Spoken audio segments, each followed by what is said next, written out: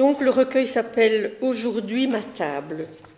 Alors c'est vraiment un titre qui est tout à fait concret et qui colle tout à fait bien avec le contenu du recueil. Alors c'est un recueil au niveau de l'écriture, comme je l'ai dit déjà en introduction là tout à l'heure, qui témoigne d'un travail rigoureux d'écriture. Enfin, c'est vraiment, chaque mot est pesé, est pensé, est vraiment à sa place. Il y a beaucoup de métaphores, des allitérations nombreuses, des fins jeux de mots. Ça vraiment, il y en a presque à toutes les lignes, mais qui sont donc agencés avec une grande maîtrise. Je ne vais pas lire celui que j'avais mis puisqu'on va faire des lectures. D'accord. Alors au niveau du sujet, c'est un peu un dialogue avec la table.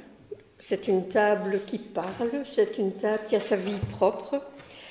Et c'est l'occasion pour l'auteur de faire des réflexions de vie, de donner des souvenirs, des images qui en entraînent d'autres. Il y a de la sensualité aussi avec cette table, on en lira l'un ou l'autre.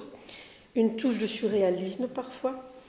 On retrouve un peu tout ça, dis-je là-dedans, dans les textes de Jean-Luc Godard qui met en scène la table, donc celle où on mange, celle où l'on écrit et celle qui parfois fait table rase de tout. C'est ça. C'est ça, oui, tout à fait. Donc la table est personnifiée, comme je l'ai dit, elle fume.